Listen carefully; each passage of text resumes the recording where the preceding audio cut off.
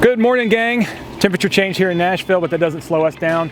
We are out in the West Mead area. We are doing a rebuild of an existing pond that a couple things I found led me to believe it's about 20 years old. So let's kind of take a look and see what's going on.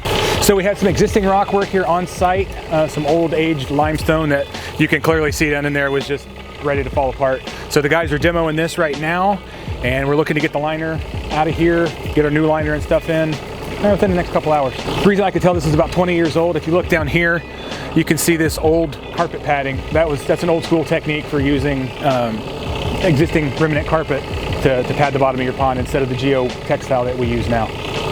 So that's kind of where we're at right now. I do have one cool thing over here I want to show you. Let's walk over here and take a look. The homeowner had this really cool, almost H.R. Giger-esque, if you know any of his work, pot with a face built into it.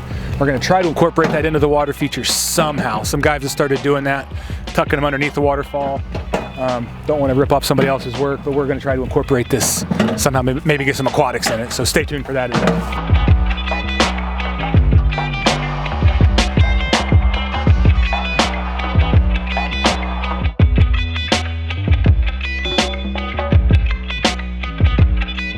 So this is, as well as a couple other, I think 3 different boulders were here on site as part of the existing pond. The other 3 are going to stay where they were. We can't lift them out. We had to get this guy out, he was right in the way. So we're definitely going to try to reincorporate him somewhere on this leading edge as well. Because it looks cool and it's too heavy to lift, so.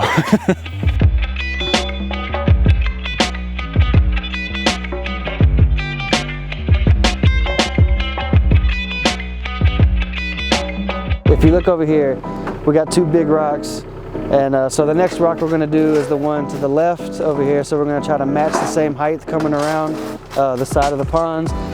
So this rock right here is actually sitting pretty much how it needs to be. If we stand it up, it's about the same height.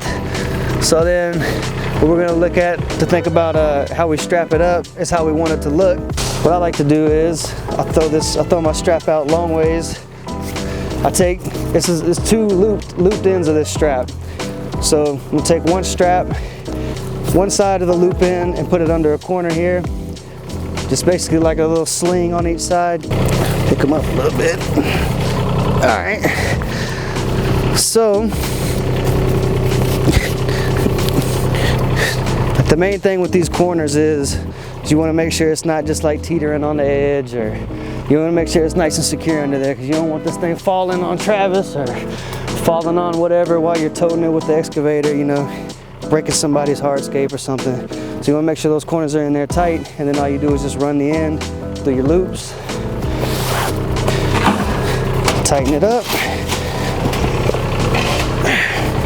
and then I'll just hook it to the bucket. You can just hook it right to the teeth and wrap it around, but he's putting it over the back since we got an extra length on it, so that we have more control as far as, like, I can push it out further with the teeth if it's over the back, because it's wrapped around, it's more secure.